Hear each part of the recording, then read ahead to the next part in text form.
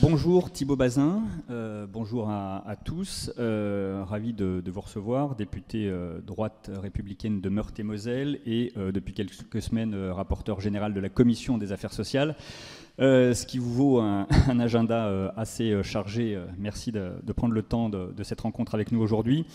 On parlera évidemment du budget de la sécurité sociale, notamment au cours de cette rencontre qui est dans une phase décisive, tout comme nous parlerons de la journée d'initiative parlementaire de votre groupe qui a lieu demain et dans le cadre de laquelle vous défendez une proposition de loi. Avant de commencer, je vous rappelle que notre rencontre est retransmise sur le site internet vidéo de l'Assemblée nationale, qu'un live tweet est assuré par notre ami Stanislas Noyer. Et pour commencer, à quelques heures de l'examen de deux motions de censure, l'une sur le budget de l'État, l'autre sur le budget de la sécurité sociale, on va d'abord parler de cette séquence avec une première question de Chantal Didier. Oui, bonjour, monsieur le rapporteur. Bon, deux motions de censure dans la même journée, comme ça on fait fort. Est-ce que c'est quoi? C'est un jeu de rôle, puisque chacun sait qu'elles ne seront pas adoptées, ou est-ce que c'était vraiment se prononcer sur un budget que tout le monde juge mauvais?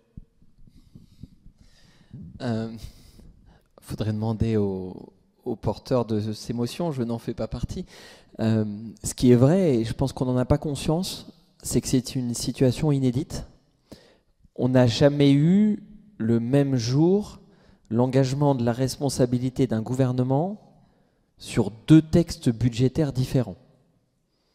Et je ne sais pas d'ailleurs si on mesure aussi la connexion entre le budget de l'État et le budget de la sécurité sociale. D'ailleurs, on avait un certain nombre de sujets qui dépendaient des atterrissages entre l'un et entre l'autre, avec des jeux aussi de transferts notamment financiers, puisque un certain nombre de mesures dans le PLFSS appellent des compensations par le budget de l'État, et on a un certain nombre de sujets croisés, les attentes sur les agriculteurs, certaines relèvent du PLF, d'autres du PLFSS, la question des apprentis, il y a un chapitre au PLF, d'autres sur les PLFSS. Et donc on voit bien que par rapport à l'attente très forte de nos concitoyens, des entreprises, des élus, et j'en passe, si on veut apporter de la visibilité, il faut le faire sur le budget de l'État, le budget de la sécurité sociale. Et donc, d'une certaine manière, on risque d'avoir un mauvais film avec finalement plusieurs motions de censure qui vont s'enchaîner, parce qu'on a vite oublié que le budget de la sécurité sociale, il y a plusieurs parties. Et donc, on a trois parties, et finalement, on risque d'avoir l'engagement de la responsabilité du gouvernement, faute de majorité, sur la partie 1, sur la partie 2, sur la partie 3. Alors, après, la deuxième question que vous posez, c'est, puisque tout le monde s'accorde à dire que le budget est imparfait, est-ce qu'il faut censurer le gouvernement ? À un moment, c'est d'éviter, en politique, souvent on choisit le moins pire comme chemin, ou parfois même comme candidat. Et là, on est dans une situation où, aussi inédite, on n'a pas de budget. Et est-ce qu'on peut vivre raisonnablement en 2025 sans budget? Et je ne suis pas sûr d'ailleurs que tout le monde a mesuré les conséquences si on restait avec une loi spéciale, parce qu'il y a une espèce d'illusion que finalement sans budget, les choses continuent. Ce qu'on peut constater aujourd'hui, c'est que l'investissement public comme privé est en panne, que les subventions à l'investissement, notamment pour les collectivités locales, ne peuvent pas être notifiées. Or, ça représente 70% de l'investissement constaté dans nos territoires. Et que sans visibilité, quand vous allez voir le banquier qui vous dit « c'est quoi vos comptes de l'année dernière ?» Bon, on ne les a pas encore approuvés. Et c'est quoi vos budgets pour l'année à venir? On ne les a pas encore adoptés. Ça ne donne pas envie de prêter. En tout cas, pas de prêter dans les bonnes conditions. Or, la réalité, c'est qu'on va avoir besoin de se financer. Peut-être qu'en politique, aujourd'hui, il faut peut-être aussi faire preuve de réalisme et de pragmatisme. Et donc, ça appelle à consentir à des mesures peut-être qu'on ne soutient pas toutes, moi le premier, mais il vaut mieux un budget que pas de budget. Et il vaut mieux un budget imparfait que pas de budget.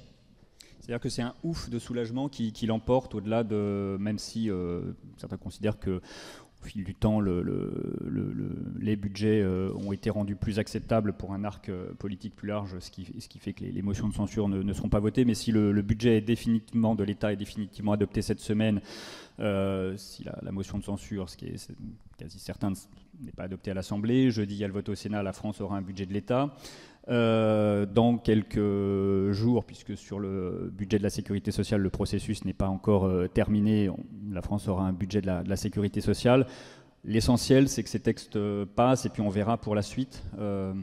À quelle échéance, d'ailleurs, vous estimez possible l'adoption définitive sur le budget de la sécurité sociale ? Elle va dépendre des choix à la fois du gouvernement et des oppositions qui veulent continuer à faire le choix du chaos. Et a priori, si on a une motion de censure sur chaque partie du PLFSS, contrairement au texte du PLF qui a fait l'objet d'une CMP conclusive, ça veut dire qu'on a, à la fin du processus en nouvelle lecture à l'Assemblée, un examen en commission au Sénat, puis en séance. Je forme le vœu qu'on aboutisse sur un texte avec un vote conforme au Sénat, mais les sénateurs sont libres d'amender ou non ce texte. En tout cas, moi j'ai essayé dans ma fonction de rapporteur général, qui est assez nouvelle puisque ça fait que 15 jours que j'y suis, j'ai essayé déjà de travailler à ce chemin de consensus.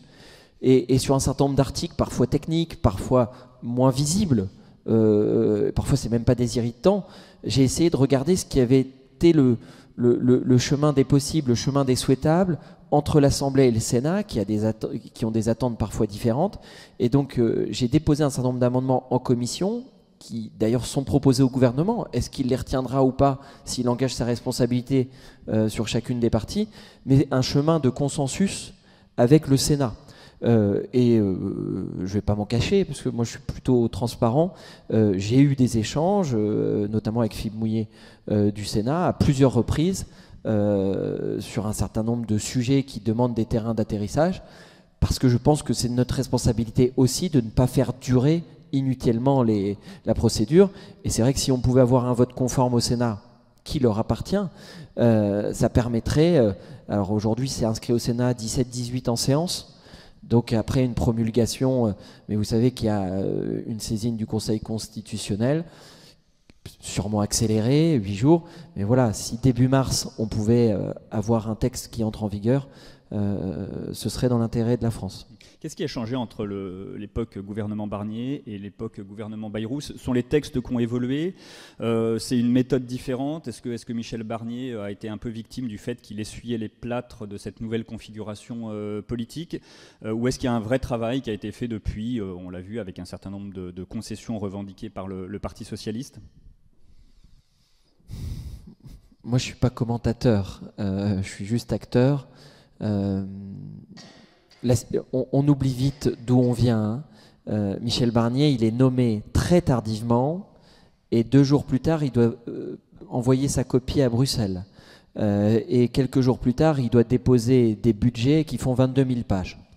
On ne va pas se mentir, la capacité à pouvoir imprégner, mettre sa patte était difficile. Il a fait des choix courageux dans l'éventail possible, mais on voit bien qu'un certain nombre de réformes structurelles, si elles ne sont pas menées en amont du budget ou en parallèle, elles ne peuvent pas porter les fruits tout de suite. La méthode qui a été la sienne a été très vite d'essayer de redresser la France. Il a fait des choix courageux. Il y a certains points sur lesquels on aurait peut-être imaginé les choses différemment, mais en tout cas, les administrations avaient proposé un certain nombre de pistes qui pouvaient faire débat. On était à 14 milliards de déficit. Le terrain d'atterrissage tel qu'il est proposé par le gouvernement, on est à un peu plus de 22 milliards, avec des hypothèses optimistes. Entre 14 et 22, il y a quand même un chemin. Si ce chemin est un chemin qu'on doit mettre en valeur, il doit quand même nous interroger, parce que le déficit de la sécurité sociale dérape depuis plusieurs années. Les perspectives, on n'en a pas parlé, mais sur 2026, 27, 28, ne sont pas bonnes. On n'aurait pas d'amélioration et d'assainissement de nos finances, ce qui n'est pas sans inquiéter quand même sur la trajectoire. Dans les mesures qui sont dans les tuyaux, après, je comprends que politiquement, certains aient besoin de les revendiquer pour justifier un changement. Mais les principaux changements qui sont opérés, c'est parce qu'on n'a pas de budget au 1er janvier. Les principaux changements, et donc il y a des mesures qui tombent à l'eau parce qu'elles sont inopérantes. On a des principes de non-rétroactivité. Donc tout de suite, on a un alourdissement. Deuxième élément, le contexte socio-économique s'est dégradé. On était à 1,1% d'hypothèse de croissance en octobre. On est à 0,9 aujourd'hui. Certains économistes nous disent que ce serait peut-être 0,7. En tout cas, moi je forme le vœu qu'on ait un rebond de croissance avec l'adoption des budgets. Je crois qu'on peut tous nous le souhaiter. Mais la réalité, c'est qu'il y a un risque d'une croissance moindre. Et alors, quelle est la responsabilité dans cette croissance? Il y a des éléments internationaux que vous connaissez tous. Mais clairement, la dissolution a fait perdre des parts de croissance et la censure a aussi gelé un certain nombre d'investissements qui derrière on gèle des embauches et donc du travail et donc des recettes sociales. Donc il y a une part de responsabilité un peu collective avec des facteurs exogènes et des facteurs qui sont propres aux responsables politiques. Tout ne dépend pas du politique, mais là-dessus on a cet élément-là. Après, sur l'Ondam notamment, il y a deux éléments forts. L'augmentation de l'Ondam sur les établissements hospitaliers. Il y a une forme de sincérisation avec le 1 milliard en plus. Et je crois que c'est important. Est-ce que l'Ondam était tenable? Il n'a jamais été tenu. Non, mais... Et donc, à travers ma question, j'appelle la réponse. Mais d'une certaine manière, que cette concession, d'une certaine manière, elle corresponde à une sincérisation de l'Ondam. Non, mais c'est un chemin, à mon avis, qui est important pour nous. La deuxième modification, c'est sur les maisons de retraite, enfin ce qu'on appelle les EHPAD, le passage de 100 à 300 millions. Est-ce que c'est nouveau? Je vais vous dire non. Mon homologue du Sénat, Philippe Mouillet, appelait à 500 millions. D'ailleurs, pour la financer, il avait fait un amendement d'appel sur la fameuse journée de solidarité, puisqu'on a finalement la branche autonomie qui a besoin de financement. D'ailleurs, ça pose une question sur les conseils départementaux qui devaient expérimenter la fusion des sections au 1er janvier. À cause de la censure, on ne pourra pas la mettre en œuvre au 1er janvier parce qu'il y a des questions de reste à charge pour les personnes qui sont notamment en maison de retraite. Et donc forcément, les départements attendaient un meilleur financement, alors avec un jeu de tuyauterie avec la SNSA au 1er semestre, ça ne pourra avoir lieu qu'au 2e semestre, mais il avait déposé des amendements à 500 millions. Au final, à la CMP, ça avait atterri à 100. Là, on s'oriente vers 300. Ça fait plutôt consensus. Mais au total, on a plutôt une dégradation de nos comptes sociaux et on ne peut pas s'en réjouir. Ça doit plutôt nous inquiéter et on va avoir des pics de besoins de financement, notamment en fin d'année. Et clairement, sur la CADES, c'est d'ailleurs pour ça que sur le FSV, on a besoin vite de transférer, c'est que plus tôt on a un budget, plus tôt on va essayer de régler au mieux nos problèmes de trésorerie. Mais à mon avis, il va falloir modifier la loi organique parce que sinon, ça ne sera pas soutenable. Globalement, on a l'impression que ces deux budgets finalement vont passer parce que c'est une nécessité. Vous, lors de la présentation du projet de loi de financement de la sécurité sociale en nouvelle lecture lundi, vous parliez de pragmatisme, de bonne volonté, etc. Mais ça veut dire qu'il faut se remettre au travail tout de suite sur les budgets de l'année prochaine et surtout, est-ce que c'est possible d'aboutir à quelque chose en tout cas qui vous semble souhaitable sur le fond dans cette configuration politique? Avant le budget de l'année prochaine, il faut déjà réaliser le budget actuel.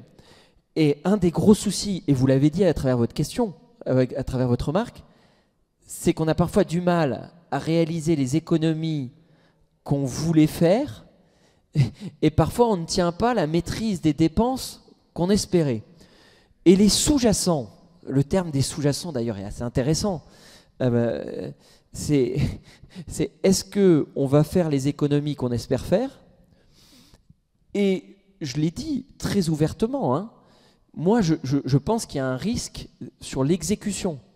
Est-ce que le 22 milliards peut devenir 23, 24, 25 en déficit? Alors, il y a plein de... et tout ne dépend pas du gouvernement, il y a les facteurs internationaux, d'accord. Mais les hypothèses de croissance sur la réactivité sur un certain nombre de dispositifs et de pouvoir remettre le pays en ordre de marche, très vite notifier les subventions, parce que quand même tout le monde est à l'arrêt sur un certain nombre d'aspects où les projets, on est en attente, et le temps de remettre en route la machine, on l'avait vu avec la Covid, ça se fait pas en 10 jours. Ça ne se fait pas en 3 mois. D'ailleurs, les hypothèses au deuxième trimestre ne sont pas très bonnes. Donc très vite, un rebond de croissance. Sur les maîtrises de dépenses, on a des pistes d'économie. Beaucoup dépendent aussi de la mise en œuvre des politiques. Par exemple, vous prenez sur les promesses sur les fraudes et les indus. 13 milliards de fraudes sur une des branches, 500 millions recouverts. On a l'application électronique de la carte vitale. On a un peu procrastiné, mais on va finir par la généraliser au 1er octobre. Alors pourquoi ça se fait par palier? Moi j'étais un peu énervé que ça tarde encore et qu'on la reporte encore de 3 mois par amendement. C'est parce que pour sécuriser ces bascules et pas mettre en risque finalement le système d'information lié, on a besoin d'y aller par palier. Mais là aussi, ça doit nous permettre de faire certaines économies. Sur les pensions à l'étranger, on sait bien que là où on n'a pas d'échange de flux d'informations avec certains pays, il y a eu d'ailleurs des mesures, sur ces pays où on n'a pas d'échange de flux automatique, il peut y avoir jusqu'à 10% de pensions qui posent question. Parfois sur des personnes qui sont décédées depuis longtemps. Ce n'est pas le cas de tous, heureusement. On a plus d'1 million de bénéficiaires qui sont à l'étranger et ça ne pose pas de souci. Mais si on en a quelques milliers fois le montant des pensions, ça fait vite des économies qu'on peut faire. Après, il y a le sujet des opérateurs. On dit qu'il y a des synergies à opérer. Ils ont évoqué les fameux 5% d'efforts. Alors déjà, 5% d'efforts par rapport à quoi? C'est toujours très intéressant de savoir est-ce que c'est l'effort par rapport à ce qui était imaginé en hausse. Moi, j'étais amusé à regarder rien que sur la sécurité sociale parce que tout le monde était concentré sur le PLF. Ah bah oui, les organismes, il y en a plus de 800, il y a plus de 800 millions qui sont versés par l'assurance maladie. Il y a un effort, il y a des jeux de tuyauterie entre le PLF et le PLFSS, ça ne correspond pas à la totalité de leur budget. Moi j'ai dit attention, il y a certains organismes, pourquoi on passe par exemple de 300 millions à 330 millions, pourquoi on augmente de 2 millions un peu de manière mécanique sans regarder. Il y a peut-être des efforts à faire. Là, ce qui est tangenté, c'est 90 millions. Il y a une innovation dans le PLFSS. Côté Sénat, ils ont commencé à afficher à travers l'article 25 les dotations assurance maladie à un certain nombre d'opérateurs. Nous, on l'a complété à l'Assemblée en commission et le gouvernement a déposé un amendement pour avoir la complétude des dotations par l'assurance maladie. Ça doit nous permettre un suivi avec la notion de plafond, de manière à ce que aussi on puisse regarder, parce que parfois, là, je sors d'une audition, entre l'Agence nationale de biomédecine, l'Agence nationale de sécurité du médicament, la Haute Autorité de santé, ils ont des missions spécifiques, mais parfois ils ont des missions qui se recoupent. Est-ce qu'il n'y a pas aussi des efforts à faire? Moi, je ne vous dis pas qu'il n'y en a pas besoin. Ils ont besoin de remplir des missions qui sont décisives et essentielles, mais dans ces efforts exemplaires qu'on doit porter, on doit y arriver. Après, il y a des sujets qui peuvent énerver par voie réglementaire qui dépendent de l'exécutif. Et ça, on en a marre. C'est-à-dire la technique du rabot budgétaire. Parce qu'on peut faire des économies tout d'un coup en modifiant par décret certaines assiettes. Ça ne passe pas par la loi, ça ne passe pas par le PLFSS. Et donc moi, ce que je souhaite, c'est que dans l'année, on fasse une exécution qui soit intelligente, avec discernement, que les bonnes économies à faire, on les fait, et les mauvaises économies, on évite de les faire. Mais on sent bien qu'il y a eu l'accord politique, et puis on est un peu rattrapé par la trajectoire des 5,4% qu'on a promise, et qui quand même est à 300 millions près aujourd'hui. Donc tout ce qu'on se dit, on a quand même un réel risque de dérapé. Je fais des réponses longues, pardon. Vous disiez tout à l'heure que les deux budgets évidemment sont très, très interconnectés. Dans la séquence politique, il y a autre chose qui a joué un rôle important, c'est la question des retraites, avec l'ouverture d'une concertation entre les partenaires sociaux décidée par François Bayrou. On verra au printemps ce que cette concertation a donné. Est-ce que ça vous semble pouvoir aboutir, cette concertation? Est-ce que vous êtes au clair sur ce que cette concertation peut ou ne doit pas permettre. On se souvient que si le 49.3 avait été déclenché sur ce texte-là, c'est parce qu'il y avait un doute sur le vote de cette réforme par un certain nombre de députés les Républicains. Est-ce que c'est une habileté de François Bayrou qui risque de le rattraper dans quelques mois ? Je fais partie de la zone de doute, puisque d'ailleurs un certain nombre ici m'avaient interrogé à l'époque. Je pensais qu'il fallait une réforme, mais je pensais qu'il y avait justement des impensés dans la réforme, et je ne faisais pas partie de ceux qui forcément allaient appuyer sur le bouton pour comme ça.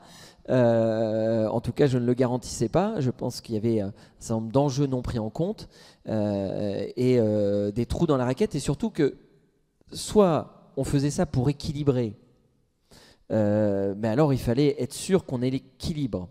Et les deux vecteurs, c'est taux d'emploi et renouvellement des générations à moyen terme. Et de l'autre côté, soit on affichait, c'est ce qui a été le choix fait à l'époque, on fait ça pour amener plus de justice, mais alors il fallait que ça soit vraiment plus de justice. Et on sait bien qu'il y a des sujets, l'harmonisation des droits conjugaux, l'harmonisation des droits familiaux. Il y a 13 systèmes de pension de réversion. Enfin, il suffit juste de recevoir dans nos permanences avec un sentiment d'injustice très important. Est-ce qu'il y a beaucoup de choses à redire sur notre système de retraite ? Oui. Est-ce que le moyen qui a été utilisé à l'époque d'un PLFSS rectificatif a empêché d'être sur des mesures de travail, notamment sur le travail pour ceux où on a un taux d'emploi moindre, les jeunes, les seniors, les mères de famille avec enfants qui cherchent à travailler. Juste 2 chiffres. Le taux d'emploi des mères de 3 enfants est 2 fois moindre que des mères de famille de 2 enfants. Et sur l'emploi, si on avait le taux d'emploi de l'Allemagne, on aurait 15 milliards de recettes sociales en plus dans notre système et 5 milliards de prestations en moins, soit un delta de 20 milliards. Vous vous rappelez le chiffre que je vous ai donné du déficit tout à l'heure ? Si je vous amenais 20 milliards, on réglerait une grande partie de notre problème. Et donc en fait, il y a beaucoup de choses qui ne sont pas dans le PLFSS. C'est les mesures structurelles. C'est-à-dire que très clairement, notre système après-guerre, il a été fondé sur le travail. Et tous ceux qui peuvent travailler, il y en a qui ne le peuvent pas, mais tous ceux qui peuvent travailler, ils travaillent. Et si quelqu'un doit faire face à un risque de la vie, du handicap, de la maladie, d'un accident professionnel ou des risques heureux, la maternité, le système va finalement protéger les Français. Et aujourd'hui, on voit bien qu'il y a le système est un peu dévoyé sur ce fondament. Et puis, on a aussi un impensé dans le PLFSS, c'est la dénatalité. Il n'y a quasiment rien, à part le CMG dans le PLFSS. Or, les chiffres qui viennent de sortir sont très inquiétants parce que si il n'y a pas d'enfants demain, il n'y aura pas de cotisants après-demain. Et tout notre système de protection sociale repose là-dessus. Voilà. Et donc, si on veut relever les défis du vieillissement, financer le grand âge, aller encore plus loin sur un certain nombre de défis qui relèvent de différentes branches, il va falloir qu'il y ait du travail. Et il faut créer les conditions de ce travail qui doit être adapté en fonction des âges, l'insertion professionnelle des plus jeunes. Et là, on a un vrai défi, où on a des vraies difficultés. Moi, je vois rien que dans mon territoire, j'ai un arrondissement, l'arrondissement de Lunéville, la mission locale suit 2400 jeunes de moins de 25 ans sur un arrondissement qui fait moins de 80 000 habitants. 2400 jeunes de moins de 25 ans. Sur ces 2400 jeunes, il y en a 38% qui n'ont pas de formation. Je ne sais pas si... Enfin, on mesure ce que ça représente sur l'absence d'avenir et de perspective, à la fois pour eux-mêmes et pour le territoire, alors qu'on a un certain nombre d'emplois non pourvus. Donc là, c'est quand même une vraie difficulté à laquelle on doit s'atteler. Et puis sur l'emploi des seniors, très clairement, on doit aller plus loin sur l'évolution, sur la retraite progressive, sur le cumul emploi-retraite. Moi, quand j'ai une aide-soignante qui me dit, et ce n'est pas prévu par le système actuel, j'ai eu une carrière incomplète, je suis parti à la retraite, parfois parce que j'ai dû m'occuper d'un parent malade ou d'un conjoint malade, j'aimerais retravailler. Sauf qu'au bout de quelques mois, je suis bloqué par un plafond parce que je ne peux pas faire un cumul emploi-retraite, alors qu'en plus j'ai une petite retraite. C'est d'ailleurs tout le paradoxe, notamment sur les classes moyennes, c'est que ceux qui ont des plus petites retraites parce que carrière incomplète ont des plafonds. Alors on comprend l'esprit, c'était d'inciter les personnes à avoir des carrières complètes, mais la réalité des vies est telle que moi, qu'est-ce que je réponds? Et donc, il y a plein de pistes très concrètes. Et moi, j'espère que ce conclave, je n'ai pas été associé à la définition et au périmètre du conclave, je n'ai pas eu d'échange personnel avec le Premier ministre à ce sujet, mais moi, j'ai plein d'attentes.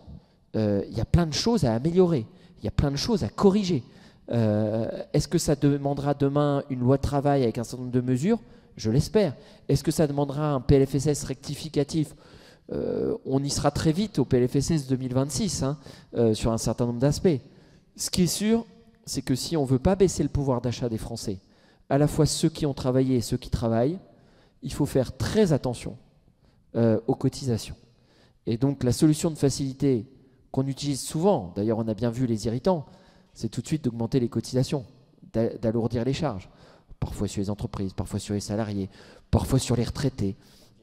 Et ça revient au même à la fin, parce que voilà, on doit être extrêmement vigilant là-dessus, parce que la crise et le sentiment d'injustice, le feu couve dans nos campagnes, et la colère est là.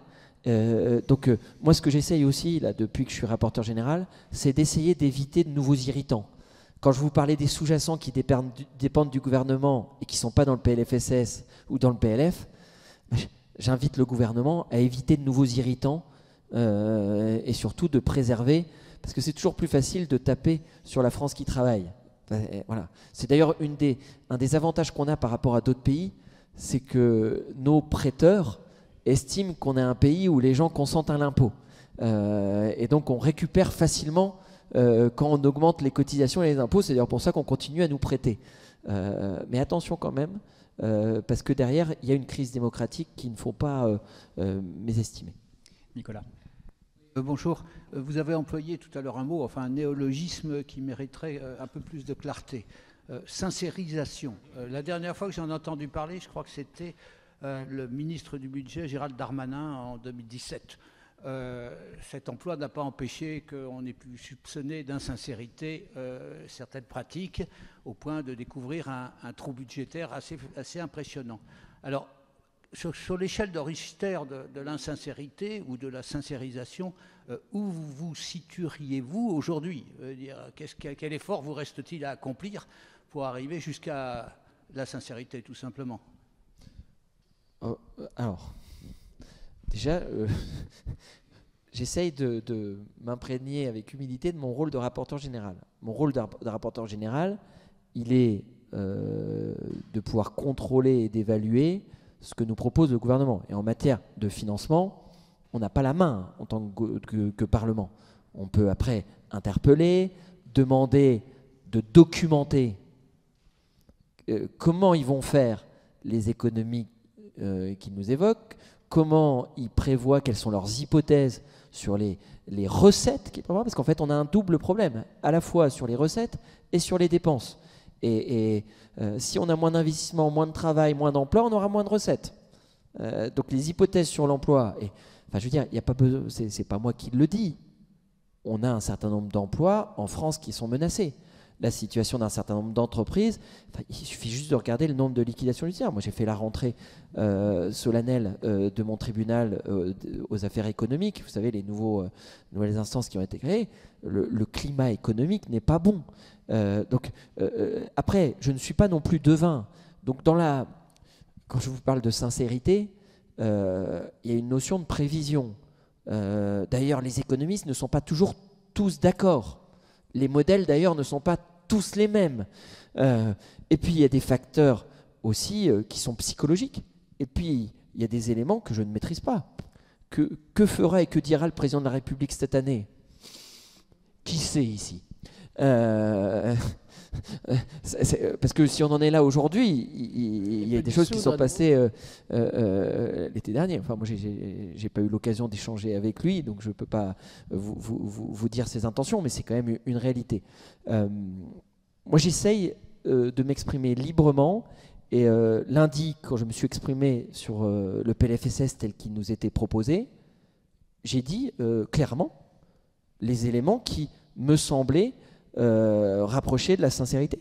À la fois, et les questions que j'ai posées, si vous reprenez mon intervention, sont très claires, à la fois sur l'aspect recette et sur la partie dépenses. On a un rendez-vous, il y a ce qui dépend de nous, dans les hypothèses qu'on prend, sur les calendriers des mesures. Et très clairement, plus vite on prend un certain nombre de mesures, plus vite il y a un rebond, et donc potentiellement des recettes. Et il y a les efforts qui sont demandés, qui doivent être faits avec intelligence et discernement. Et là, ça dépend du gouvernement. Est-ce que je peux être sincère? Enfin, moi, je ne suis pas ministre. Vous parliez 2017 et je ne cherche pas à y être. 2017, vous parliez d'un ministre. Moi, je suis parlementaire et j'ai été élu, alors pas avec la majorité absolue, puisque vous savez, dans le contexte actuel, c'est des élections au 3e tour, qui rend profondément humble, hein, parce que voilà. Et après, je suis rapporteur de toute la commission et j'essaye de trouver des chemins des possibles en évitant le maximum d'irritants, mais en même temps, j'alerte que parfois, si on n'a pas ce regard-là, bah, ça peut dériver encore plus. Et sur la question de la sincérité, la différence avec le budget de l'État, c'est que sur la sécurité sociale, on a différents organismes. L'État, le 1er janvier à minuit 5, on sait à peu près combien on a. La sécurité sociale, l'atterrissage 2024, on ne l'a pas encore. On l'aura le mois prochain. Et quand on parle d'évolution dans le budget de la Sécu pour l'année à venir, on parle d'évolution par rapport à l'atterrissage final. Et donc quand on modifie les prévisions d'atterrissage final, ça a un impact sur ce qui suit. Ça a l'air de rien, mais moi la sincérité, c'est une recherche. Après, il faut rester modeste, y compris dans les prévisions, on peut se tromper. Mais sur les remises de médicaments, quand on se trompe d'un peu plus d'1 milliard, et qu'on la prend alors qu'on a déjà étudié en première lecture en commission ici à l'Assemblée, oui, il y a un problème. Quand moi je me bats pour rétablir la publication du rapport du CEPS avant qu'on examine le budget, c'est pas pour rien. C'est parce qu'il y a cette recherche de sincérité. À un moment, il faut arrêter de beaucoup parler, même si là vous m'interrogez, mais il faut plutôt des actes et des méthodes. Et là-dessus, on voit bien que dans notre process actuel, on a quand même besoin que le Parlement améliore son expertise et soit davantage au rendez-vous du SAV, du service après-vote. Alors là, ça sera plutôt une adoption sans vote, donc du SAA sur le PLFSS. Et c'est pour ça que moi, je pense qu'il faut qu'on prenne sujet par sujet et qu'on les suive. Il ne vous a pas échappé que j'ai essayé aussi d'avoir un discours très exigeant à l'égard du gouvernement. Je pense que ça leur rendra service, y compris vis-à-vis de leurs propres administrations. En quelques mots pour prolonger là-dessus avant de repasser la parole, Pierre Moscovici, il y a quelques semaines, plaidait à l'Assemblée nationale pour que les prévisions soient confiées à des autorités indépendantes, par exemple au Conseil des finances publiques. Vous parlez de l'expertise du Parlement. Est-ce que les deux vous semblent conciliables? Est-ce que vous êtes éventuellement ouvert à cette idée que ce soit plus le gouvernement qui soit chargé des prévisions, donc avec une dépendance politique, mais éventuellement des organismes indépendants? Ou est-ce que c'est le Parlement? Après, il ne faut pas être démagogique. Enfin, moi,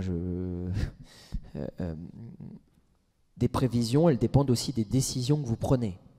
Là, toutes les discussions qu'on a, j'allais dire matin, midi et soir, voire nuit, mais si on place le curseur là et qu'on commence le 1er juillet et pas le 1er avril, ça modifie quoi dans la prévision? Et à un moment, enfin moi j'ai été maire pendant presque 10 ans, en fonction de quand vous pensez mettre en œuvre tel projet, vous allez décaisser et exercer un certain nombre de dépenses à tel moment. Et donc, le Haut Conseil, c'est très important d'avoir son expertise, mais à un moment, de pouvoir adapter ce qui va sortir à travers la calculette en fonction des hypothèses, c'est important. Vous preniez un certain nombre d'éléments qui sont prévus sur la fiscalité, qui est un vrai irritant, parce que, d'ailleurs, je l'ai dit aussi, c'est un peu la tentation de facilité. Mais il y a quand même des mesures qui sont dans le texte du Sénat, et qui, a priori, enfin, il faut suivre, le gouvernement a jusqu'à la dernière minute pour pouvoir déposer ses propres amendements. Il ne vous a pas échappé d'ailleurs qu'il en a encore déposé ces dernières heures. Et là, est-ce que telle taxe qui est annoncée pour cette année, elle va commencer au 1er juillet ou le mois suivant la promulgation du texte? Les prévisions changent. Si on attend que le Haut Conseil nous dise combien ça va donner, les tableaux, pour le coup, seraient profondément insincères, parce qu'on n'aurait pas adapté en fonction des mesures. Et donc on voit bien qu'un certain nombre de mesures, ils n'ont pas le choix parce qu'elles ne peuvent pas être rétroactives. Je pense à un certain nombre de dispositifs qui sont mensualisés. Sur certains dispositifs qui sont annualisés, ils peuvent être, j'allais dire, mis en œuvre depuis le 1er janvier. Et puis après, il y a des choses qui dépendent du niveau réglementaire. Vous prenez les allègements généraux. On prend le SMIC à quelle date? On prend le SMIC à quelle date? C'est pas le Parlement qui le dit. Les 1,6 milliards, qui est à peu près le terrain d'atterrissage qui est prévu 2025 et 2026, c'est un rendement. Qui maîtrise la masse salariale aujourd'hui qui va être celle de la France en 2025? Qui maîtrise la masse salariale qui va être celle de la France en 2026? Et les points de sortie et le SMIC, lequel on prend et comment on gèle ces barèmes? Ça dépend pas. Et là, le Parlement, pour le coup, il pourrait faire tourner sa calculette, mais il dépend des hypothèses. Quelles sont vos intentions, mesdames et messieurs les ministres, au niveau réglementaire? Quand? Comment? Et après, nous, on contrôle et on évalue par rapport à l'objectif de politique publique qu'on avait. Voilà. Frédéric. Oui, bonjour, Frédéric Delpech pour LCI TF1. Votre groupe politique, dans sa niche parlementaire demain, propose notamment une proposition de loi qui fait beaucoup débat sur la création d'une allocation unique pour remplacer les prestations sociales. Alors, quelle est votre position sur ce sujet? Est-ce que vous défendez ce projet? Et pourquoi ne pas l'avoir proposé sous forme d'amendement dans le PLFSS? Alors, vous posez beaucoup de questions. Cette proposition de loi, elle ne vise pas à créer une aide sociale unique. Pour une simple bonne raison, d'ailleurs les administrations consultées nous ont dit il faut procéder par étapes. Vous avez un certain nombre de prestations sociales qui n'ont pas les mêmes assiettes, pas les mêmes bases, pas la même temporalité. Si à un moment vous voulez une aide sociale unique, il faut avoir harmonisé avant, alors à la fois dans les assiettes et dans les règles, et à la fois dans le système d'information. Donc ça prend plusieurs années. Les étapes, elles sont d'abord de référencer l'ensemble des prestations non contributives. Et donc c'est un des alinéas qui est prévu un des articles qui est prévu dans la proposition de loi. Cette proposition de loi, elle vise à instaurer l'idée d'un plafonnement. On peut parler du taux après, mais d'un plafonnement des aides sociales en vue de créer une aide sociale unique. Et on commence par regarder le RSA, la prime d'activité. D'ailleurs, un certain nombre d'économistes, je pense à Nicolas Bouzou et d'autres, disent attention, la prime d'activité par rapport à son intention initiale, on a des effets de seuil à 23-24 heures, où on voit bien qu'à certains moments, d'ailleurs, ce n'est pas que les particuliers qui ont un raisonnement rationnel par rapport à ça. Si je prends plus d'heures, si je passe à temps plein, je perds un certain nombre de prestations. Il faudrait même aller plus loin que notre PPL en prenant les faux frais. Je reprends un travail, j'ai besoin de garder mes enfants. Je reprends un travail, j'ai des frais de déplacement. Alors vous allez me dire, mais il y a des aides pour les gardes d'enfants. Oui, fiscales jusqu'à 3 ans. Après, un enfant de plus de 3 ans, même s'il va à l'école, si vous avez un emploi de 35 heures, l'école ne fait pas 35 heures. Enfin, je vous dis ça, c'est quand même... on a des vrais sujets pour le coup de pouvoir d'achat. Moi, j'ai des femmes qui viennent me voir à ma permanence et qui me disent « je travaille pour rien ». Comment ça, je travaille pour rien? Oui, regardez mon salaire. Quand j'ai payé la crèche, la cantine pour mes 3 enfants, ben en fait, j'ai travaillé pour rien. Elle me dit « il y a un problème ». Alors, ça vient, c'est un peu nouveau aussi parce qu'on a eu des évolutions de dispositifs. Et avant, quand vous étiez une famille qui travaillait, vous aviez, avant les mesures sous Hollande, les allocations familiales. Aujourd'hui, un couple où les deux sont au SMIC, Ce qui n'est pas quand même des personnes qui gagnent. Ils ont plus le droit aux allocations familiales dans le montant tel qu'il était il y a quelques années. Ils n'ont pas les tarifs les meilleurs en crèche, en périscolaire. Donc c'est un peu double peine. On perd un certain nombre de prestations. Voilà. Donc c'est pour ça qu'aussi on va de pair, et ça n'a été pas trop mentionné, on rétablit l'universalité des allocations familiales dès le premier enfant. Ce qui fait qu'à situation familiale identique, une personne seule qui ne travaille pas, une personne seule qui travaille doit mieux vivre qu'une personne seule qui ne travaille pas. Un couple où les deux travaillent doit mieux vivre qu'un couple avec le même nombre d'enfants qui ne travaillent pas. Et donc il faut faire attention aux exemples. On a des problèmes de seuil et de trappe à inactivité. Et donc nous, on pose le principe dans le débat de manière à ce que, un, on ait ce débat, deux, ensuite, et d'ailleurs ça fait appel après à des décrets selon la composition des ménages, ça se fait par étapes. On n'est pas non plus on dit juste qu'à un moment, on doit prendre en compte le fait que pour un certain nombre de Français, ils nous disent ma situation n'évolue pas si j'accepte de travailler plus. Et ça, il faut qu'on le regarde de très près, parce que, et d'ailleurs, il y a certaines entreprises qui parfois n'ont que des emplois ou beaucoup d'emplois, et en fait, ils sont financés par la prime d'activité. Et ça pose souci. Après, vous me posez la question, pourquoi on ne l'a pas mis dans le PLFSS? Alors, il y a un problème de recevabilité. Si vous regardez nos amendements en première lecture, on a fait des amendements de rapport, qui étaient des amendements d'appel. C'était quelque chose qu'on a demandé dès le mois de juillet, sur la notion de créer un écart entre les revenus du travail et les aides sociales dont on peut bénéficier. Sachant que certaines communiquent entre elles. Vous prenez l'aide au logement, elle dépend de si vous avez ou pas le RSA. Et du nombre. En fait, il y a plein de vases communicants, alors qu'on n'est pas sur les mêmes. Certaines, elles partent de votre revenu fiscal, d'autres de votre revenu du mois. Parfois, elles résonnent sur l'année dernière. Parfois, elles résonnent sur vos revenus du mois précédent. Tout ça fait que c'est quand même très complexe. Il faut le faire aussi avec les conseils départementaux, parce qu'un certain nombre de prestations sociales sont liées à ce qu'ils font. Mais la volonté qu'on veut porter, c'est créer un écart à situation familiale identique entre ceux qui bossent et ceux qui ne bossent pas. Ça demande un ensemble de mesures, mais l'idée de pouvoir poser ce principe, qui est un plafonnement à situation familiale identique, de manière à créer cet écart. Et qu'après, et c'est pour ça qu'on ne le fait pas à travers la loi, il faut l'ajuster. C'est d'une complexité que vous n'osez pas imaginer, sur la multiplicité des dispositifs.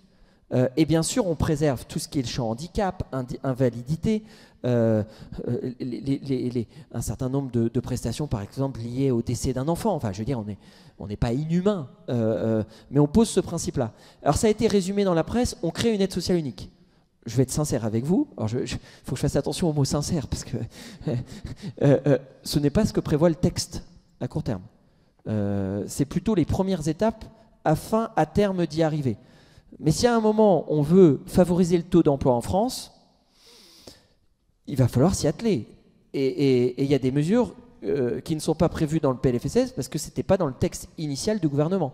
Et on ne peut pas les amener parce que ça crée momentanément des problèmes de recevabilité à la fois juridique et financière.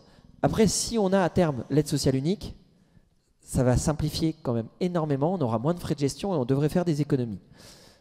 On suivra ça demain dans l'hémicycle parce que comme elle était inscrite en 3e position, a priori vous êtes garanti qu'elle sera bien débattue. Vous savez, dans le Parlement, dans sous cette législature actuelle, qui est garantie de quoi? Moi, je reste très prudent.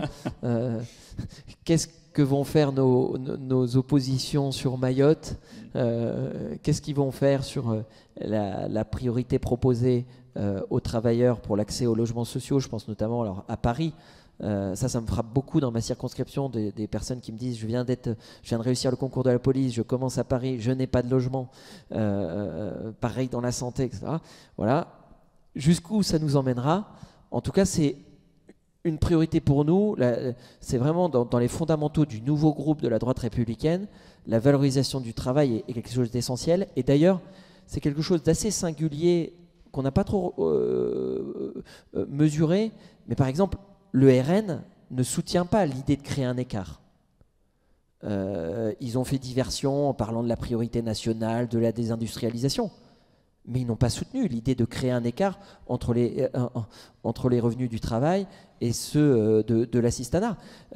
Comme d'ailleurs, ils n'avaient pas soutenu les contreparties demandées aux bénéficiaires du RSA avec le principe des 15 heures. Ce qui est assez étonnant parce que dans nos territoires ruraux, ce sujet de l'injustice sociale est le premier sujet qui revient. Moi, j'avais fait 190 réunions dans les 190 communes de ma circonscription.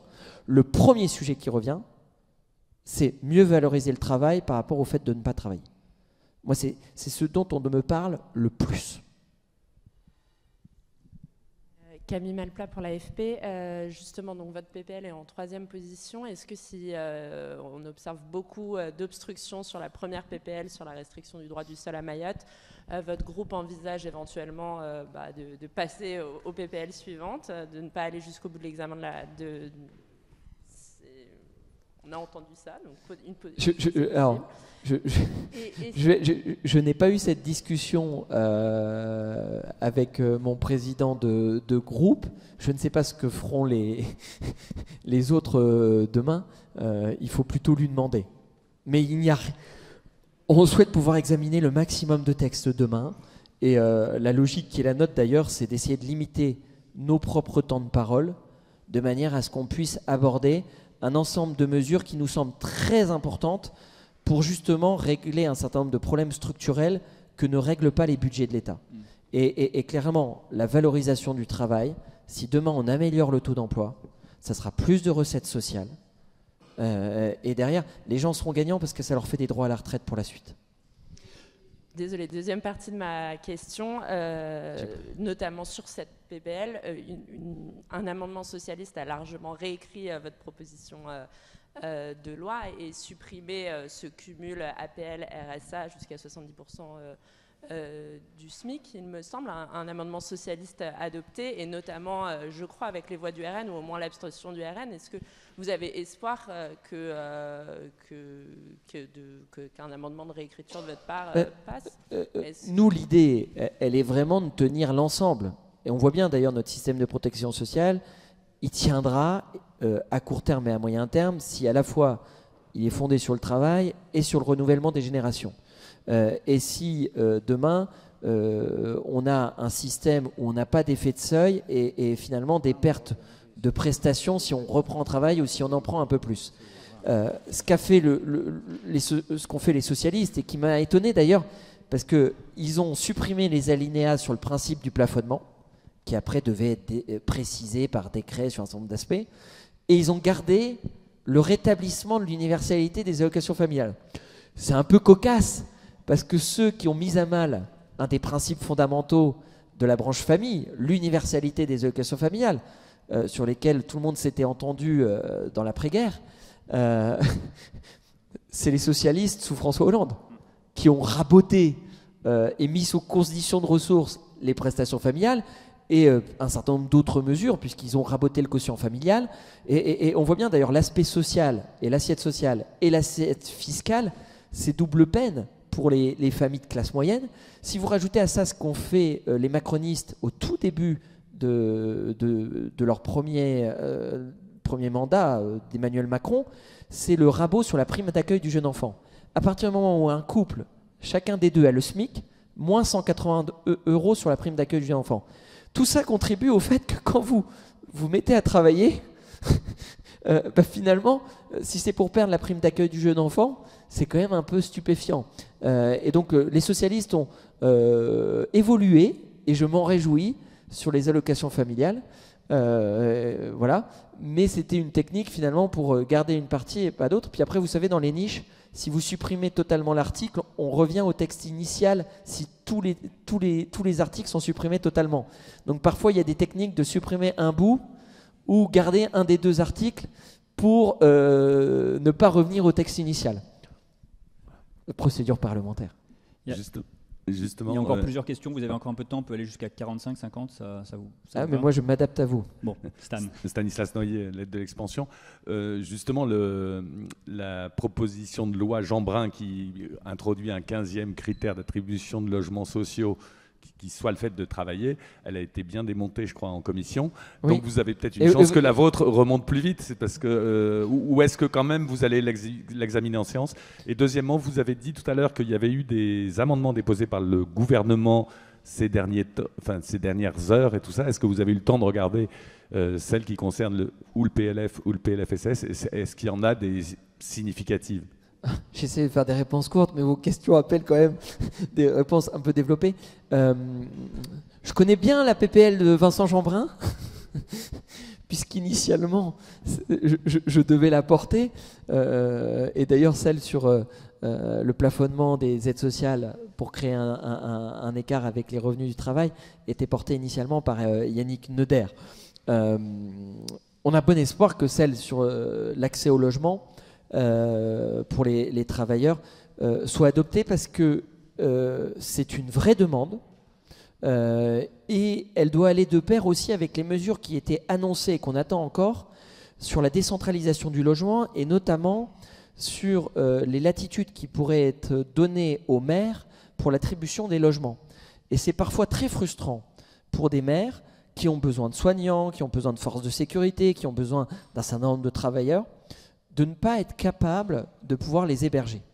Avec finalement des difficultés après de pouvoir d'achat, parce qu'il y a des frais de transport, des frais de garde, qui sont d'autant plus importants qu'ils ne peuvent pas les loger sur place.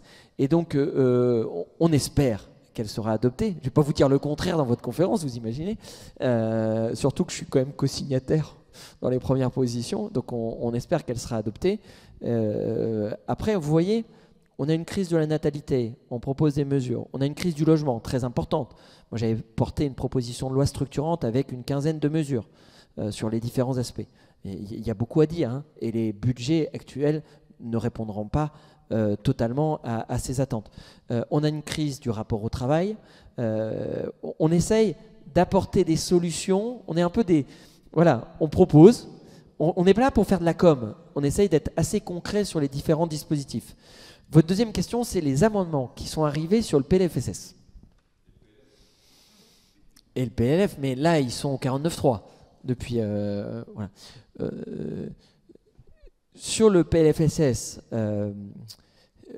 ils sont peut-être pas encore tous arrivés, puisque déjà celui sur les tableaux d'équilibre n'est pas encore déposé à ma connaissance. En tout cas, il ne l'était pas il y a quelques heures avant que je commence le marathon de la journée. Voilà.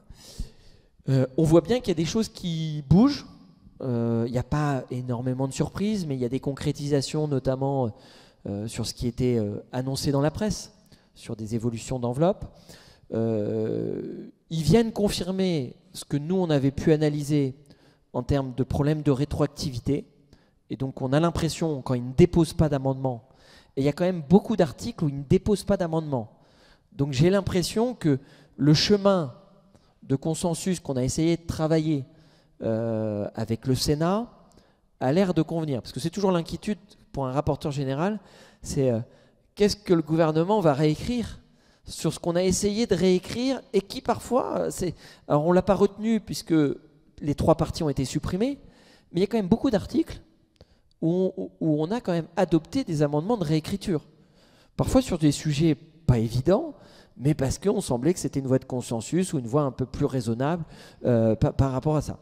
Donc on voit bien que aussi sur les points de démarrage d'un certain nombre de dispositifs, j'ai vu un amendement où finalement nous on avait pensé un mois après, eux ils prévoient au 1er juillet en disant il faut du temps pour les opérateurs de s'adapter à la nouvelle fiscalité. Finalement ça vient de donner du grain à moudre pour ceux qui alertaient sur l'impact dont je faisais partie en première lecture. Voilà. Et si on peut davantage écouter le Parlement, ça serait bien. Pour revenir un petit peu sur les retraites. Conclave. Je ne maîtrise pas la couleur de la fumée. Oui, non, mais est-ce à dire quand même que ce n'est pas un acte de communication? Parce qu'entre la concertation plus le rapport très attendu de la Cour des comptes qui devrait donner au Premier ministre le 19 février, de mémoire. Il n'y a pas beaucoup de communication parce que le conclave, ça va apporter quoi? Qu'est-ce qui va changer? Il n'y aura pas d'abrogation? Alors, souvent on me refile les patates chaudes. J'ai été l'orateur pour mon groupe sur les 2 textes de niche qui ont porté sur les retraites. Je ne me suis pas faufilé, puisque alors que je n'étais pas convaincu par le contenu je pense qu'il faut un système équilibré, je pense qu'il faut travailler sur les 2 vecteurs. Voilà. Il n'y a pas vraiment de changement. Michel Barnier avait dit il faut relancer le dialogue avec les partenaires sociaux, avec un certain nombre de textes. Il avait dit ça sera après la période budgétaire de l'automne. Voilà. On y est. Donc d'une certaine manière, François Bayrou a confirmé et donné une forme de cadre avec ses mots à lui. Il ne m'appartient pas, je n'ai pas été consulté sur le choix des mots et sur la méthode, mais ça correspond déjà aux engagements de Michel Barnier, à la fois sur le fait qu'il fallait un dialogue avec les partenaires sociaux et sur le fait qu'il fallait réouvrir un certain nombre, et que j'allais dire, après, la question de l'équilibre du système, des engagements qu'on prend, enfin, on va pas se mentir, il y a des trajectoires et il y a des engagements. Et vous savez, quand vous empruntez tous les jours, près d'1 milliard, si vous ne tenez pas vos engagements, vous risquez d'emprunter plus cher. Et là, c'est les Français qui seront perdants. Le réalisme qu'on évoquait tout à l'heure, il faut l'avoir sur les retraites. C'est sûr que si, demain, on améliore le taux d'emploi par un certain nombre de mesures, et qu'on écrive le comment on améliore le taux d'emploi des jeunes, comment on améliore le taux d'emploi des seniors, comment on améliore le taux d'emploi des mères de famille qui travaillent. Moi, par exemple, j'ai découvert, on parle souvent de liberté dans notre pays. Bah, très clairement, par exemple, pour les fonctionnaires, passer les 3 ans de l'enfant, vous pouvez être de droit en disponibilité, mais vous ne travaillez pas, mais vous n'avez pas le temps partiel de droit après les 3 ans de l'enfant. Vous devez le solliciter. Est-ce que vous avez conscience de ça? C'est-à-dire que finalement, si le parent sent le besoin pour ses enfants d'être à 80% par exemple, et qu'on lui dit faut demander mais c'est pas automatique, que l'employeur refuse, finalement, s'ils n'ont pas le choix les parents, et qu'ils disent disponibilité jusqu'aux 12 ans, mais le taux d'emploi n'est pas bon, puis ils sont perdants pour leur retraite, il y a des mesures très concrètes pour le coup où il faut écrire le comment, y compris du temps partiel, notamment sur certaines périodes de la vie où on peut avoir des besoins spécifiques. Et on voit bien dans notre pays aujourd'hui, c'est soit tout, soit rien, où on a vraiment besoin quand même de s'adapter aux besoins. Quand on parle de mieux conciliation, il faut arrêter d'en parler, il faut le faire. Et parfois, on sera peut-être surpris sur les mesures. Moi, j'ai plein d'idées. Alors j'attends de voir ce que va donner le conclave, mais j'espère qu'on va remettre l'ouvrage sur le métier, parce qu'il y avait plein de choses qu'on ne pouvait pas discuter il y a 2 ans, parce que le texte était fermé sur un certain nombre de dispositifs. Et on s'est concentré sur des sujets intéressants, carrière longue, pénibilité. Mais après, soyons honnêtes aussi avec les nouvelles générations. À quel âge on entre dans l'emploi aujourd'hui? La vraie réalité, pour ceux qui ont même mon âge et ceux d'après, ça va être la durée. Ça sera plus l'âge. Et là, pour le coup, la plupart des jeunes, ils me disent, de toute façon, on n'aura pas de retraite. Et je me dis, wow. La méfiance dans le système et le consentement à la cotisation, parce qu'elle a du sens, parce qu'il y a une solidarité intergénérationnelle, elle est profondément menacée. Et là, c'est peut-être plus grave que de savoir si on va être à 5,4 ou 5,2.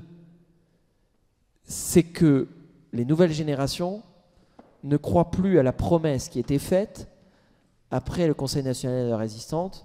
Vous contribuez, et c'est des cotisations contributives. Et là, pour le coup, on aura un vrai sujet. Je ne pense pas que ça soit de la communication, parce que dans nos territoires, le sujet des retraites est un sujet qui revient sans cesse et de manière légitime. Moi, je rencontre souvent les syndicats.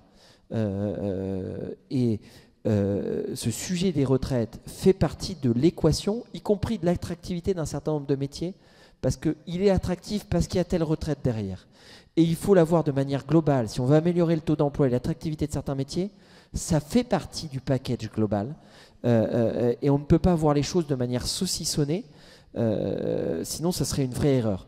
Et donc là, on a besoin aussi de mettre une cohérence globale sur l'ensemble.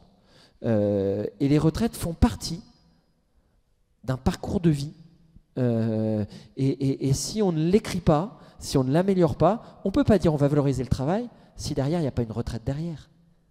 Parce que à un moment, et ça a d'ailleurs été un débat où il y a eu un mécontentement qui s'est fait quand moi j'ai porté une idée qui n'a pas été retenue dans la commission. J'ai posé le principe, mais à un moment quand on travaille et qu'il y a des cotisations, il faut qu'il y ait l'ouverture de droits. Oui, mais attention, ça va mettre en déséquilibre la caisse de retraite. Ah, oui, mais alors attendez, pour quasiment tout le monde, on va avoir droit à une deuxième liquidation, avec notamment les complémentaires qui s'y préparent. Là-dessus, il y a quand même une promesse républicaine. Vous pouvez vous arrêter parce que vous êtes peut-être aidant pendant une partie. Un médecin, par exemple, qui tombe malade, qui s'arrête plus tôt que prévu, parce qu'il fait face à un cancer. Ce n'était pas prévu. Il liquide sa retraite. Il n'est pas bien. Il s'en remet, et tant mieux pour lui. Et puis, c'est sa vocation. Il a envie de retravailler. Puis en fait, il n'a pas eu la retraite qu'il aurait aimé. Je ne parle pas de la retraite de base, parce que souvent, on n'est quand même pas loin. Mais, et finalement, est-ce qu'on lui fait payer des cotisations vieillesse, mais qu'il ne lui ouvre pas de droit? Ou alors, moi je dis, pays de liberté. On exonère de cotisations, mais il n'y a pas de nouveaux droits. Mais à un moment, il faut qu'on se mette en cohérence aussi avec ce qu'on porte. Je vous ai parlé des aides-soignantes qui avaient des retraites incomplètes. Là, je vous ai parlé des médecins retraités. On n'est pas encore arrivé. Moi, je ne veux pas déstabiliser la caisse de retraite des médecins. Mais il y a une vraie question. Et j'entends quand les médecins me disent « Je suis à la retraite, je veux retravailler, mais pourquoi je cotiserais alors que ça ne m'ouvre pas de droit ?» Voilà. Et ces questions-là, notre société doit y répondre. Et là, pour le coup, l'attente sur les retraites, il y en a plein, les systèmes de pension. Il y a une femme qui me dit, mais finalement, si j'étais décédé avant mon mari, il aurait eu droit à une pension de réversion. Mais comme je gagne plus que mon mari, il est décédé avant, je n'ai pas le droit à une pension de réversion. C'est terrible de se dire, il faudrait choisir la date de sa mort pour optimiser la pension de réversion. C'est pas le but. C'est pas ça notre système de protection par rapport au risque. Et donc on a un certain nombre, le sentiment d'injustice, il faut qu'on essaye d'y répondre parce que c'est le moteur de la colère et la colère est là. On va prendre deux dernières questions, peut-être en même temps, l'une à la suite de l'autre. Oui, bonjour, Louis Guarino, journaliste indépendant. Une question sur la fiscalité irritante, sur la taxation des mutuelles et des complémentaires santé. Quelle est votre religion? Catherine Vautrin parle d'un transfert d'1 milliard d'euros, grosso modo. Les mutuelles, les complémentaires santé sont au vent debout et n'excluent pas de majorer à nouveau les cotisations en cours d'année. Vous parlez de religion et de taxation, mais il me semble que il faut rendre à César ce qui est à César et à Dieu ce qui est à Dieu. Et je crois qu'on invite à payer ses cotisations et ses impôts. Mais ça, c'est mes références. On a, et là encore, ça pose un problème de confiance, des augmentations de mutuelles assez importantes, et notamment pour ceux qui ne peuvent plus voir évoluer leur pouvoir d'achat et leurs revenus, qui peuvent être une double peine. Et parfois des difficultés à avoir une mutuelle, et c'est pas forcément évident. Et de l'autre, le panier finalement de soins et de prise en charge, on n'a pas forcément l'impression qu'il évolue au bénéfice des bénéficiaires. Donc ce hiatus, je contribue de plus en plus, mais j'ai pas l'impression en rendu. Ça crée un climat, et moi je reçois beaucoup de messages de mécontentement sur les augmentations des mutuelles. Et il y a une forme quand même, à un moment on renvoie en disant bah tiens, les mutuelles ont augmenté, donc on va récupérer ce qu'elles ont augmenté, mais de l'autre, par voie réglementaire et pas dans le PLFSS. Il y a un certain nombre de mesures qui disent, bon, bah ça, on va demander aux mutuelles de le prendre en compte. Moi, je crois qu'on ne peut pas opposer le régime de base et les mutuelles. D'ailleurs, les mutuelles apportent aussi beaucoup. Elles ont des centres de santé, elles ont des établissements. On a besoin des mutuelles. Et donc, il faut qu'on ait une expertise sur ces transferts de charges. Et est-ce que ce qui est demandé correspond ? C'est un enjeu démocratique, c'est un enjeu aussi de qu'est-ce qui est dans le périmètre du champ de la sécurité sociale. Et en tant que rapporteur général de la commission, moi je veux qu'on tende aux fondamentaux. Je vous parlais de l'universalité des allocations familiales, de la même manière quand un ministre un matin dit on va pouvoir faire évoluer le remboursement des médicaments en fonction des revenus. Enfin, je suis désolé, chacun a contribué et cotisé, mais à un moment, quand on est face à un cancer, peu importe son niveau de revenu, on est face à un cancer. Et donc il faut essayer que l'accès aux soins soit égal pour tous sur l'ensemble du territoire. Ce qui est compliqué aussi dans la temporalité politique, c'est qu'un certain nombre de décisions des mutuelles ne correspondent pas forcément au temps politique. Il me semble qu'un certain nombre de mutuelles ont pris des décisions à l'été dernier en prévision des annonces et des intentions de l'exécutif. Bon, on peut réécrire l'histoire, mais et c'est toujours plus facile de taper sur les autres. Moi, je pense qu'on est embarqué dans le même bateau et qu'il faut, là-dessus où c'est des irritants profonds, notamment sur les sujets des déremboursements, sur le ticket modérateur, il faut aussi qu'on ait ce débat alors qu'on a, et c'est une question profondément éthique. D'ailleurs, les avis du comité consultatif national d'éthique, souvent, ils disent quand on a une pénurie de moyens, la principale question éthique, c'est l'allocation des moyens.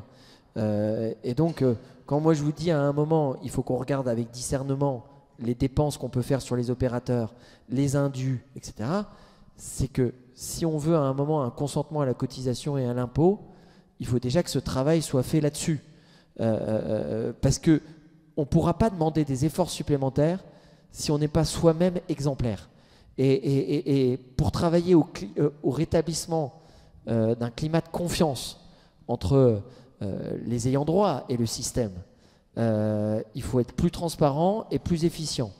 Donc, moi, en ma qualité de rapporteur général, je souhaite qu'on soit le maximum dans l'esprit de la protection sociale tel qu'il a été imaginé à ses fondements. Mais en travaillant aussi sur ce qui a pu être dévoyé. On parlait du rapport au travail. Voilà, c'est un tout. Et il faut tout tenir. Parce que c'est trop facile de raser gratis en disant faut pas que les mutuelles augmentent, mais on n'a qu'à leur transférer des choses. Faut tenir les deux. Allez, une toute dernière question. Non, je vous en prie, c'est intéressant, mais... Puis alors moi, je suis pas un adepte des réponses en 160 caractères.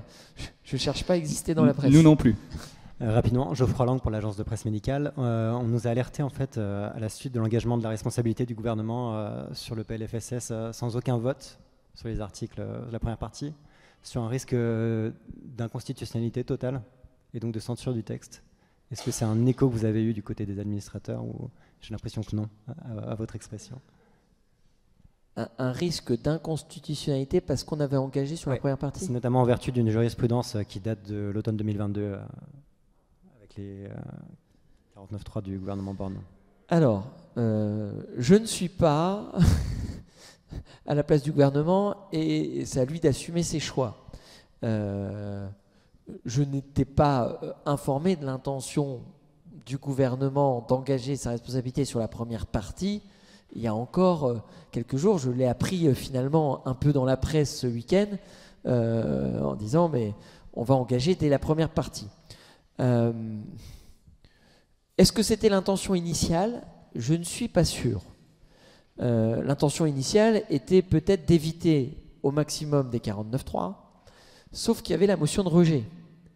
Et que la motion de rejet préalable, avant même de commencer la partie 1, fait que si on ne veut pas un rejet préalable, Ce qui d'ailleurs aurait créé une situation, à mon avis aussi, assez compliquée, parce qu'il y a quand même un certain nombre de calages à faire sur ce texte, avec le phénomène d'entonnoir et ce jeu entre les deux chambres. Vous empêchiez un conforme au Sénat, parce que si ça rendait vraiment compliqué la suite du process avec ce véhicule actuel. Donc, ils ont fait le choix de le faire par partie, et il y a un sujet d'interprétation, parce qu'on est vraiment dans des situations un peu inédites, et les budgets de la sécurité sociale n'existaient pas à l'époque où il y avait beaucoup de 49.3 sur le siècle dernier. Et ça a été beaucoup oublié, c'est que les budgets de la sécurité sociale ont été créés après la période moi que j'ai appris dans les livres d'histoire, parce que je suis trop jeune pour l'avoir suivi à l'époque, là-dessus. Je pense que c'est plutôt pour éviter un risque d'inconstitutionnalité qu'ils le font partie par partie, et pas justement pour provoquer un risque d'inconstitutionnalité. Parce que l'interprétation d'engager partie 1 et partie 2 en même temps pouvait être sujet à interprétation, sachant qu'en première lecture, on n'avait pas forcément eu un cheminement total jusqu'au bout, et qu'en commission, on a rejeté la partie 1. Et là, ça permet, partie par partie, d'avoir les amendements, et ça sécurise davantage la partie 2 qui part de la partie 1, parce que la partie 1 parle des prévisions, notamment 2024, et pour, j'ose pas dire sincériser, Nicolas est parti. La partie 2, il faut partir de la partie 1. Je pense que là, ça relève du secrétariat général du gouvernement qui, en fonction de ses analyses, et avec la situation où on est en février, et que le risque que vous prenez parfois début décembre, quand vous votez un PLFSS, parce que c'est quand même, on vote souvent un PLFSS avant un PLF, ce qui laisse un temps parfois de réaction en cas de censure. Là, on ne l'a plus. Et je crois qu'on ne peut plus se payer une censure du Conseil constitutionnel. D'ailleurs, moi-même, sur un certain nombre d'articles, je n'ai pas été sur le fond en disant cet article est bien ou n'est pas bien. Il y avait quand même 130 articles. J'ai dit, là, on risque une censure du Conseil constitutionnel. Je vous propose de supprimer. Il y a un article d'ailleurs, l'article 2 bis. On estime que, alors que le 1er janvier est passé, cette mesure de clause de sauvegarde sur le dispositif médical, tout en sachant que peut-être elle ne serait d'ailleurs pas appliquée même si on la gardait. Mais ne prenons pas le risque qu'elle soit censurée, parce que tous les indicateurs nous disent qu'elle est inconstitutionnelle d'après la jurisprudence précédente. J'ai essayé de répondre à votre question. On suivra tout ça dans les prochaines heures, les prochains jours. Sécurité et sincérité, c'est voilà. Un chemin, toujours un chemin. On retiendra ces deux mots. Merci beaucoup Thibault Bazin de nous avoir accordé plus d'1 heure dans un emploi du temps très très chargé. Merci.